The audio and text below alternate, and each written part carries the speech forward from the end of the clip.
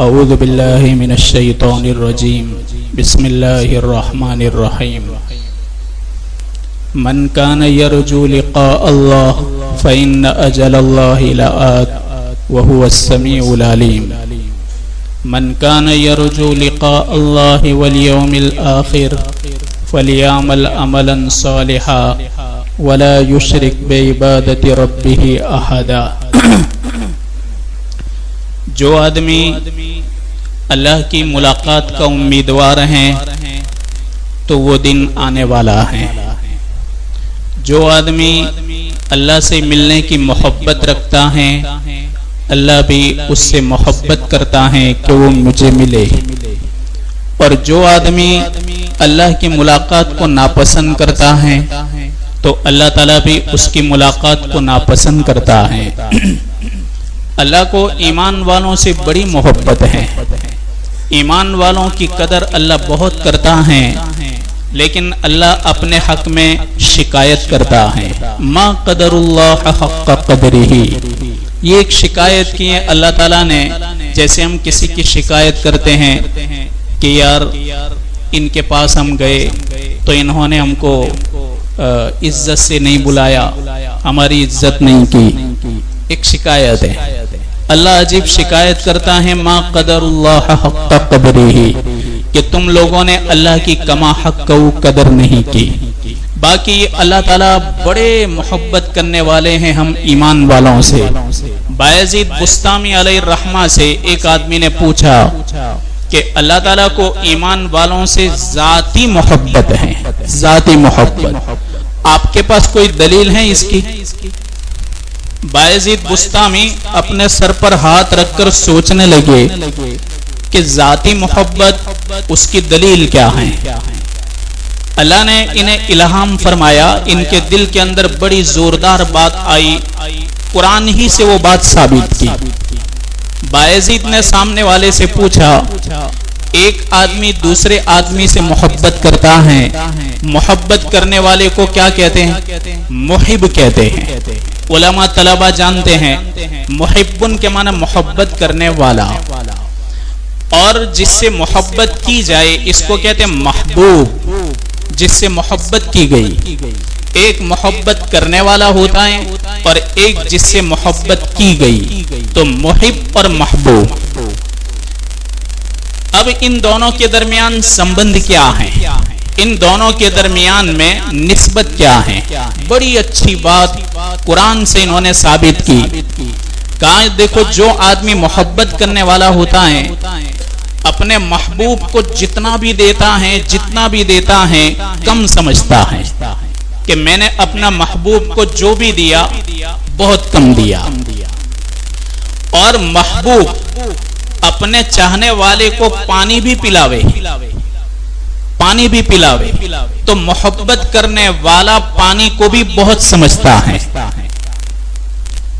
محبت کرنے والا محبوب کو بہت دیتا ہے پھر بھی کم سمجھتا ہے، اور سامنے والے کا صرف پانی بھی پی لیتا ہے تو محبت کرنے والا سمجھتا ہے کہ پوری کائنات مجھ کو دے دی۔ یہ تو محبوب اور محب کو پتا ہوگا کہ اس میں کیا ہوتا ہے۔ یہ ایک باب ہے مستقل، اس باب میں ہر ایک کو مہارت نہیں ہوتی۔ یہ تو ان لوگوں کو پتا ہے کہ جو بڑے وچتر پاگل ہوتے ہیں، رات دن اسی میں چلتے پھرتے ہیں اور اپنا سب کچھ نچھاور کرنے کے اوپر ہوتے ہیں اور سب کچھ بازی ہار جاتے ہیں، ان لوگوں کو معلوم ہے۔ یہ ہر ایک کا کام نہیں ہے سمجھنا، ہم نہیں سمجھ پائیں گے، یہ تو کتاب کی بات ہے، اس لیے میں آپ کو کہہ رہا ہوں، بایزید بستامی کی بات ہے۔ اب دیکھو اللہ نے ہمارے اوپر کتنا انعام کیا، کتنا دیا، کتنا دیا، تو اللہ ہم کو کیا کہتا ہے؟ قل متاع الدنیا قلیل۔ اتنا دینے کے باوجود محبت کرنے والا ایمان والوں کو، ہر ایک کو، انسانوں کو کیا کہتا ہے؟ دنیا میں جو کچھ دیا گیا ہے بہت کم ہے۔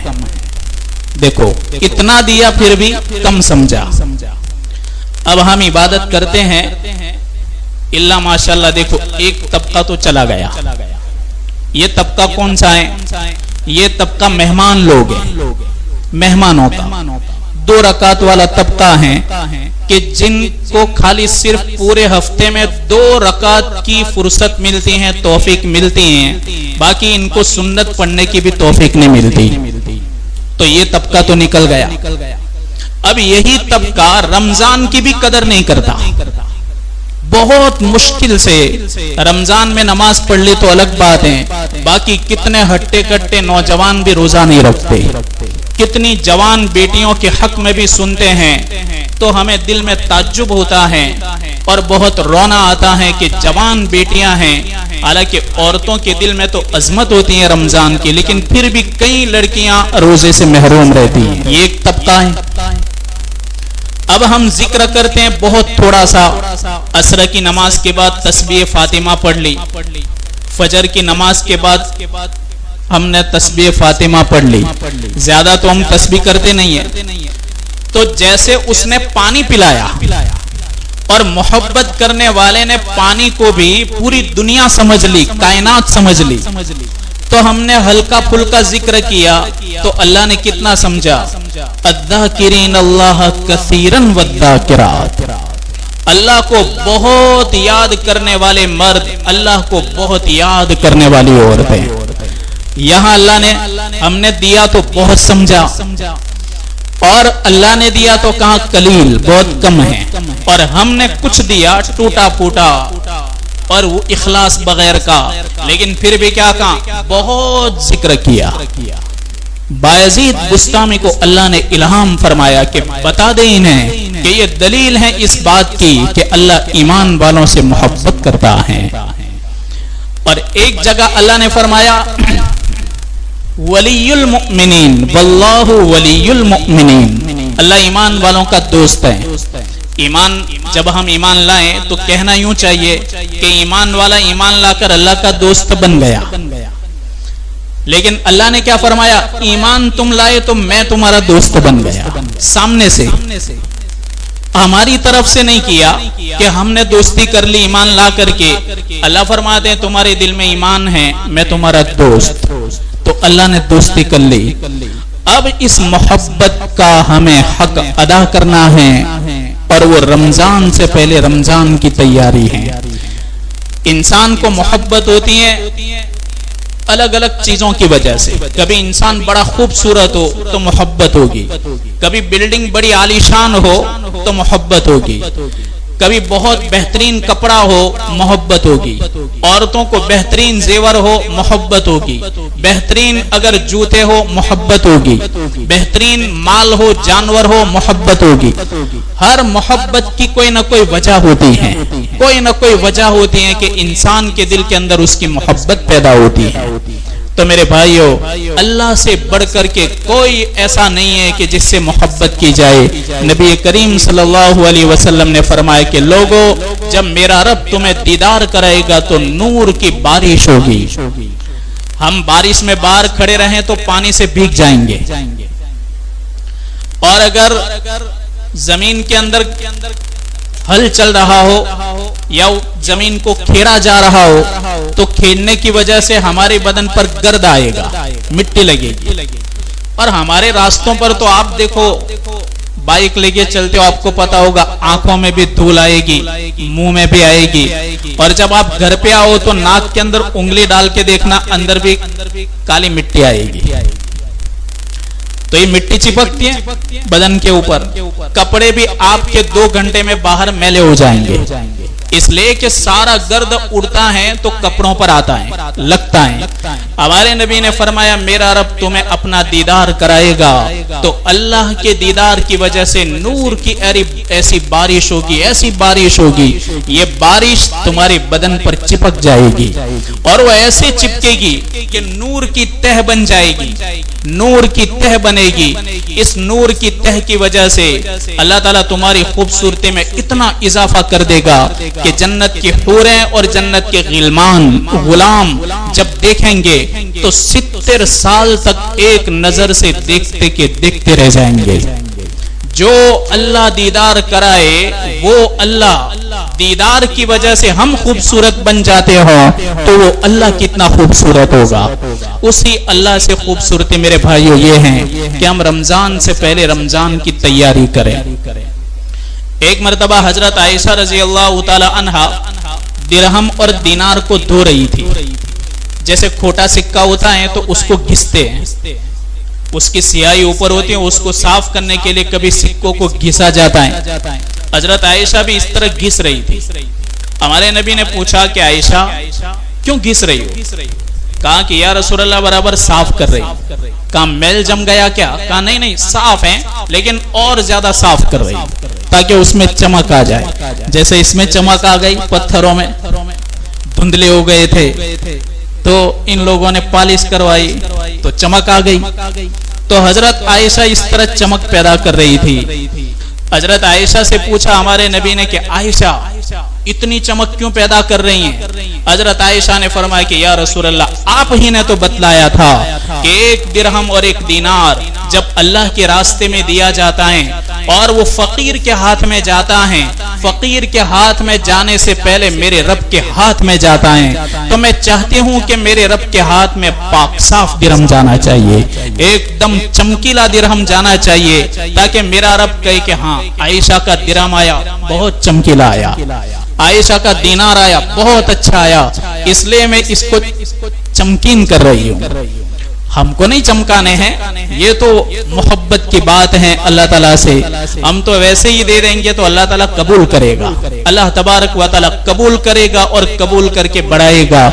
تو میرے بھائیو ہر عمل کے اندر چمک یہ ہے کہ آدمی رمضان سے پہلے اپنی عبادتوں کو ٹھیک کرے, نماز کو ٹھیک کرے, قرآن کی تلاوت کی عادت ڈالیں, ذکر کی پابندی کریں. اس لیے کہ 11 سال ہم ایسی غفلت والی زندگی گزارتے ہیں کہ غفلت کی وجہ سے ہمارے اندر سستی بڑھ جاتی ہے.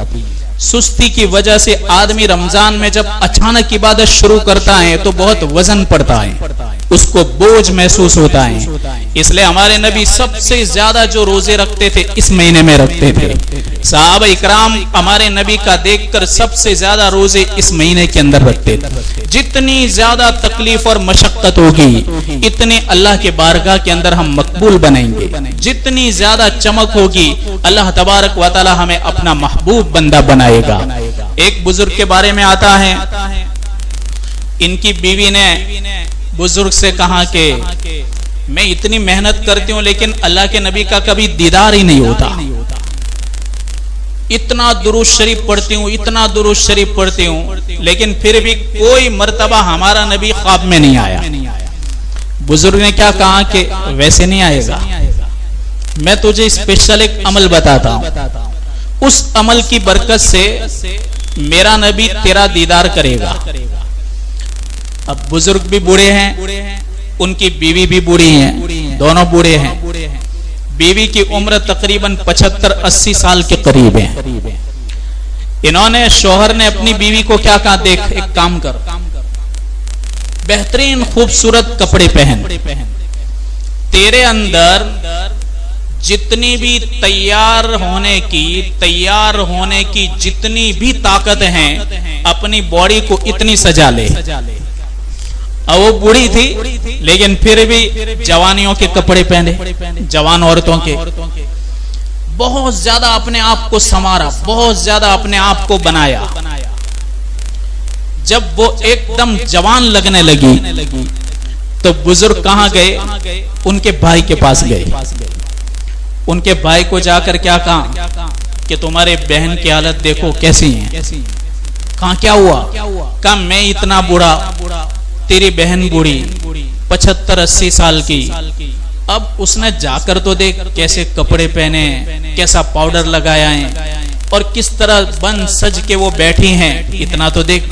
اب وہ بیچاری کیا سمجھی کہ مجھے یہ عمل بتایا جا رہا ہے اللہ کے نبی کے دیدار کا, اور یہ بزرگ گئے شکایت کرنے کے لیے. تو بھائی بھی تعجب کرنے لگا کہ میری بہن تو سیدھی سادھی ہے, اور سیدھی سادھی نہ ہو پھر بھی تو 75-80 میں تو کون ایسا کرے گا. لیکن پھر بھی وہ بھائی دیکھنے کے لیے آیا, دیکھا تو کہاں کہ بوڑھی تو ایک دم جوان لگ رہی ہے. بہت غصے ہو گیا, عورت کا بھائی بہت غصے ہو گیا. تمہیں شرم نہیں آتی, تو نے یہ کیسا اوتار کیا ہے, تو نے یہ کیوں کیا, کس کے کہنے پر کیا. جب بہت زیادہ غصے ہو گئے بھائی, تو بہن کو شرم آئی اور وہ کیا سمجھی کہ اچانک میرا بھائی آیا ہے. حالانکہ بزرگ کہنے کے لیے گئے تھے اور وہ سمجھی کہ میرا بھائی اچانک آ گیا مجھے دیکھنے کے لیے ملنے کے لیے پر میں اس حال میں ہوں. اتنا ڈانٹا تو بوڑھی نے سب کچھ اتار دیا اور رونے کے لیے بیٹھ گئی. اب وہ تو بھائی چلا گیا. اب شوہر سے کوئی بات چیت نہیں. اس کو پتا نہیں ہے کہ میرے شوہر نے کہاں ہے, اس کو معلوم نہیں. لیکن وہ اتنی شرما گئی کہ شرم کی وجہ سے اپنے شوہر سے بھی بات نہیں کر رہی تھی. بعد میں شوہر نے رات کو کہا کہ کیا ہوا؟ کہا بہت دل دکھا. کہا کہ کیسے دکھا؟ کہا مجھ سے بات نہ کرو. ایک بات نہیں کی اور بڑی غصے میں سو گئی.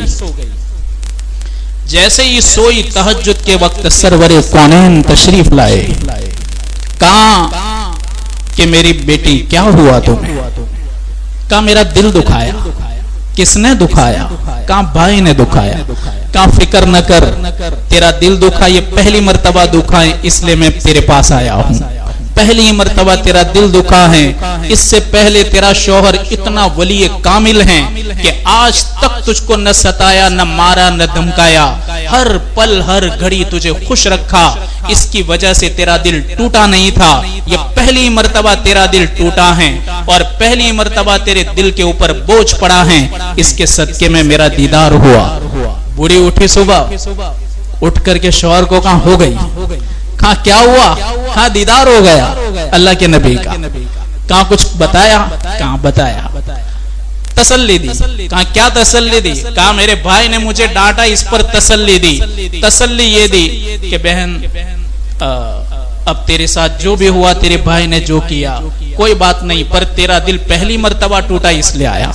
کہاں دیکھ لیا میں ایسا شوہر ہوں, آج تک میں نے تجھے کبھی تکلیف نہیں دی تھی, تو کہاں میرا نبی تیرے خواب کے اندر آ سکتا تھا. ٹوٹے ہوئے دلوں کے اندر اللہ اور اس کا نبی بستا ہے. تکلیف جو سہتا ہے اس دل کے اندر اللہ اور اس کا نبی بستا ہے. جو تکلیف برداشت کرتا ہے ان دلوں کے اندر اللہ اور اس کا نبی رہتا ہے. تو میرے بھائیو, ہم جتنی بھی تکلیفیں اٹھائیں گے اعمال کے اندر, اللہ تعالیٰ اور اس کا حبیب ہم سے محبت کریں گے. اور اللہ کے نبی ہمیں حوض کوثر کے اوپر جب ہم جائیں گے جنت میں جانے سے پہلے تو اپنے مبارک ہاتھوں سے حوض کوثر کے جام پلائیں گے. تو جنت میں داخل ہونے تک ہمیں کوئی کسی بھی قسم کی پیاس نہیں لگے گی. یہ ایمان والوں سے ہمارے نبی کی محبت ہے. اللہ تبارک و تعالی ہمیں رمضان سے پہلے اس کی تیاری کرنے کی توفیق عطا فرمائے. اعمال کے اندر ہمیں جی لگے ایسی توفیق عطا فرمائے, اور جتنا بھی ہو سکے ہماری پوری طاقت کے مطابق اللہ تعالیٰ نیک کام کرنے کی توفیق ہمیں عطا فرمائے.